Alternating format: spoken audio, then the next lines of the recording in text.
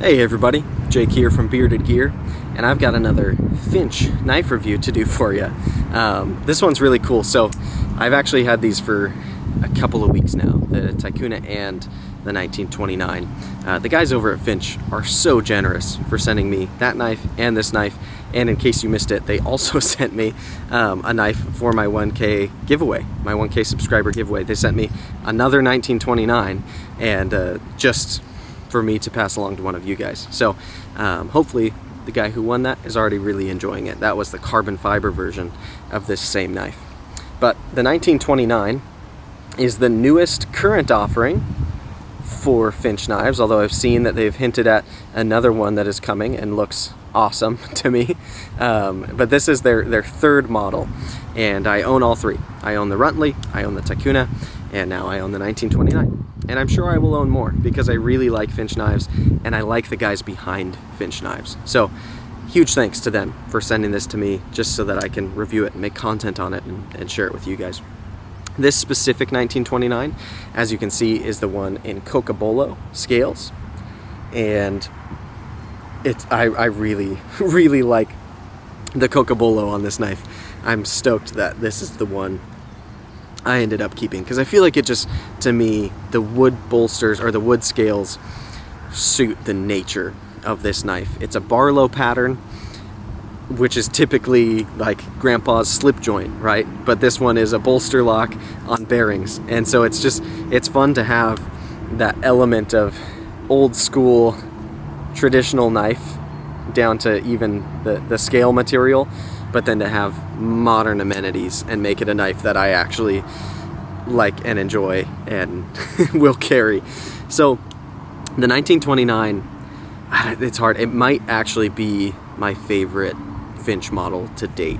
It's really hard because I love my Runtley too. The Ticuna is great as well, but if I was picking a favorite, I think this really might take the cake because it does everything that it's supposed to do as a small knife so well. We're using 154 cm blade steel, which is great for a little secondary knife. Would I love it if they were using an exotic, really high-end steel? Yes, but 154 cm is fine with me for this application. We've got Cocobolo scales. We've got this set in really nice crest here with it's like painted black inside. I don't know, it looks really good to me. There are other models, they use the crest that has lume in it, so they glow in the dark. This one, it doesn't, but I appreciate for this design that it has this crest instead. I think this is the right choice. Then we've got a steel bolster lock, so steel frames with Cocobolo scales sitting on top of them, and then a bolster lock essentially functions like a frame lock, but it's got a scale that rides over part of it, and it's just the bolster that you can see the frame lock sticking through. So yeah, the interface here is steel on steel. I like that. The size of this has got to be my favorite thing about it, because if this was like a bigger knife but the same design, it wouldn't really make it into my pocket very much, I don't think. But as a secondary, this is the secondary that if I pull out around non-knife people to open a package or something, like I've been at birthday parties recently where I've pulled this out to help open things, people appreciate it because it looks like grandpa's knife, right? It's so non-threatening and cool and approachable, but it's still, I don't know, the design mixed with the size, mixed with how well it's made and how much the quality like shines through when you hold it and play with it and use it.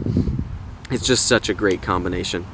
So yeah, we've got, I don't think I finished talking construction. I'm all over the place today. 154 cm blade. It says on this side, Finch. On the opposite side, we've got model 1929, 154 cm. We've got the steel bolsters that create the bolster lock. We've got Cocobolo scales. We've got a milled, I believe, titanium clip. And it's a nice finish. I like the finish that they went with on this clip. I like that it's, even though the frame is kind of this satin that like matches the blade perfectly, by the way, I like that the clip is a little bit matte because it's more resistant to scratching, and the clip, when it's in your pocket, is what's gonna get scuffed. So I like the clip on here. The hardware is all nice and satin. I really like the pivot. I like that it's just flat on this side. There's a tiny spider on me, that's gross. Yeah, it just, the pivot and all of the hardware look really good. I like the hardware that's holding the scales on. It's all put together really, really well. And then at the back, we've just got 2 little barrel spacers back there. And the whole thing feels like a very open construction and very simple, but it should feel simple, I think, for a Barlow. It's done so well. So let's talk a little bit about the blade, because it's probably, I don't know, I've got a lot of favorite things about this knife, but the blade is a full flat grind, and it's a really nice, like, this has to be hand rubbed, I guess, because the grain, normally on a grind, you get the grain going vertically this way, right? But here, it's this nice, it's like hand sanded, and it's just got a really nice finish to it. And then the full flat grind itself, it's so functional. It's nice and thin behind the edge. This knife slices really, really well. I've got a couple of tiny little scratches on it because I've been using this knife. And last night by the fire, I was using this to whittle a little bit, because I've said since I got it, I really want to whittle with this knife. It just feels like I should. And suspicions confirmed, it's excellent. I made a very terrible spoon using this knife, but it was just so much fun. The reason the spoon was terrible is because I'm bad at carving and whittling and I don't have a lot of practice at it. But the way that this knife went through the wood and the grind and the shape and the size for those detail and the belly with the flat back here, it was like what I hoped it would be to whittle with. And I love having a knife that's just fun like that just works like that. And the blade is so much of why. But then also the ergos. This is not quite a 4-finger knife for me. I guess barely. It's like 3 3/4 finger knife for me. I've got extra medium hands, if you haven't heard me say that before. So I wear medium sized gloves. If you have hands any larger than mine, your pinky's just gonna be hanging off of here. But the shape of the handle is so neutral that even with just 3 fingers on it, even if I choke back to where my pinky's totally off of the knife, it's still so comfortable, because it's just a nice flat surface basically with a beautiful curve at the back. All of the edges, both of the bolsters and of the scales, are nice and rounded, and it's just, everything about this knife is smooth everywhere you touch it. The only parts where you get to a little bit of an edge are, I guess, kind of where the bolster lock is cut there. It gets a little bit, not sharp, but there's a corner there, and then the jimping on the flipper tab. But the cool thing about this jimping, and this just confirms for me, it's on all 3 of their knives that I've experienced thus far, the shape of the flipper tab and how it's kind of a nice triangle it looks cool, but it's jimped on both sides, because there's the side you pull down on, and then this flat here becomes a spot to choke up. And last night while I was carving, I absolutely used this spot to choke up. I can put my pointer finger right there onto that jimped surface that's nice and kind of, it's not aggressively jimped, but it's a good traction point. And it gives me a pleasant place to choke all the way up to that edge and do detail work. And I love that about it. It's really well thought out. I like the way that they shape that for these little knives. Because on little knives, it's great to have a place to choke up and to do so comfortably without fear of slicing my finger open, and it adds that little bit of extra utility to it. But yeah, what else have I not talked about yet? The action.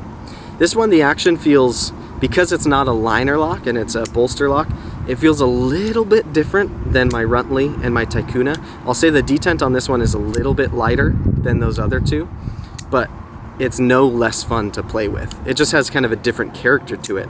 And it looks so different than those other 2. Those are G10 liner locks. And this one being a bolster lock and kind of traditional, it's nice that it feels different from those 2.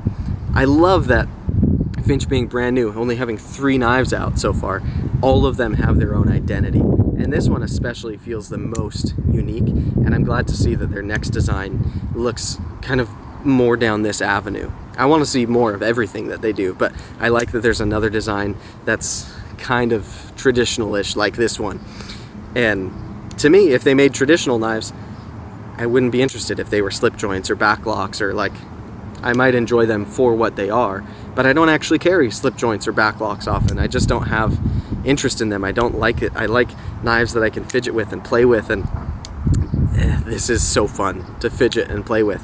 And it's hard to get it to fail deployment. Like, I have to either accidentally skim my finger against the blade, which happens every now and then, or I have to like be putting pressure on the lock bar, which again, I have to hold it in a weird way to do that because the bolster comes up so high, and that's where your fingers, or the scale comes up so high that that's where my fingers want to sit. And it's just a snappy little thing.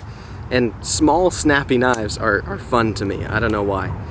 But yeah, so we've got an awesome blade that's ground really well. It's a functional grind that has done everything I've asked of it. Anything that I would put a secondary knife through, I have on this one, and it's just been great. It's held up to the wear very well. This knife looks not quite new, but very good considering how much use I've put it through. I like that it's not super lightweight because it's tiny. So with it being tiny, they could have like really hollowed out the internals of this knife, which they haven't. The scales or the liners, the bolster internals, whatever you want to call it, it's just solid steel in there. And they could have drilled some holes in it and relieved, I don't know, 1/4 of an ounce through the knife or something. But it has like traditional knives. If this was a traditional slip joint in the same size and shape, just different lock type, it would have a certain heaviness to it. And this feels like that. It feels traditional through and through. When the knife is just already closed and you're holding it like this, it feels traditional. When it's already deployed, it feels traditional. What doesn't feel traditional is deploying it and closing it, because it's on bearings and it's got a detent and it's a different lock type. But the sensation of it still tangibly feels traditional in a really cool way. So I don't know, I think it shows through. I like this knife a whole lot. I like the way it carries. I like that it fits in a 5th pocket of my pants. These aren't jeans, they're, I don't know what to call these. They're kind of jeans, they're kind of chinos with a little stretch to them. Anyways, they're like jean type pants. The 5th pocket on these, this knife fits great. In any back pocket that I've put it in, it's excellent. I can clip it to the waistband, inside my waistband on my pants. Very comfortable, and I forget that it's there. It's just so small and rounded everywhere, and it's smooth, and nothing about it is abrasive. It feels really nice. I also love every time that I put my finger up on top of this blade. I'm glad I didn't forget to say this. The way that it's not a crown spine, it's not a rounded spine, but they've knocked the corner down so much that it feels almost like it is. It's just remarkably smooth and pleasant to put my finger anywhere on top of this blade to push through material. And last night while I was whittling, that was the first thing that I noticed about this one, because I tried a couple of knives to see how they would do and compare, and the ones that had just kind of more cornered off standard spines were way less pleasant to push through with my thumb, and I noticed my thumb start to get sore. That's a very specific type of activity that not a ton of people are doing with their EDC knives, so it's not gonna like make or break a knife for me. But it's just an excellent little touch to have a spine that's shaped comfortably for my thumb to rest on and to push on hard. It works great. On top of that too, the lockup on all of their knives is rock solid. Just no play, no wiggle. Everything about these tiny little ball bearing flipper knives is locked in, and I love that. There's frankly quite a few knives I've experienced in the $100 to $140 range, where each of their models so far sits, if I'm not mistaken, that do have play and don't quite have the fit and finish that these do. Like all of the spots where materials meet, there's no gaps, there's no voids. Everything feels nice and well made. And is it the most exotic materials? No, it's a steel frame lock with 154 cm blade steel. I would love it if this was titanium and M390 or, I don't know, M4, something funky and different, Rex 45, like a cool steel would be cool on here, right?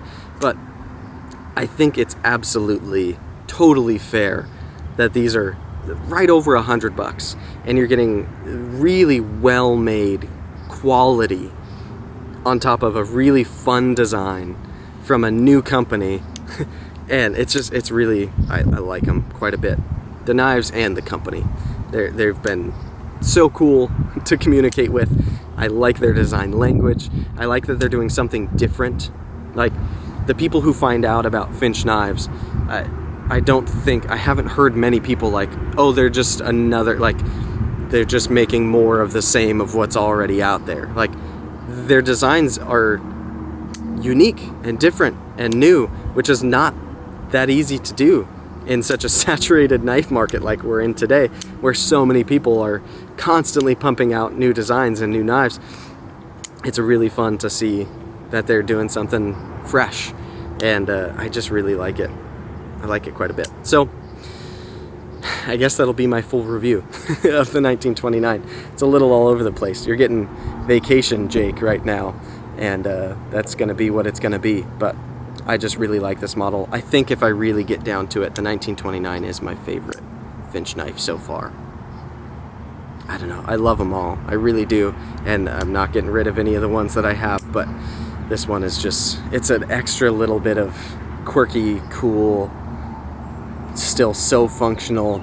It's a great, great knife, and I highly recommend it. I have no hesitation to recommend this knife to somebody who's looking for a fun, secondary, different little knife. You know, if this is gonna be, if you're looking to buy a knife that's gonna be your only knife, I'm not gonna recommend something this small and kind of quirky, but if you've got several knives and you're looking for something that's good to have as a backup blade, or, you know, or even just a carry around people who are afraid of knives type of knife, this is an awesome, awesome knife for that kind of thing. Anyway, there you have it. This is the Finch 1929, specifically in the Cocobolo scales. There are a few options on this one, including carbon fiber, JG10. I don't know if I'm forgetting any. I think that's the 3 currently available, but knowing Finch, there may be more eventually. Anyway, I really, really like it, and I've said that plenty of times, so I hope I hope that comes through. This is a sweet little knife. Thanks for watching.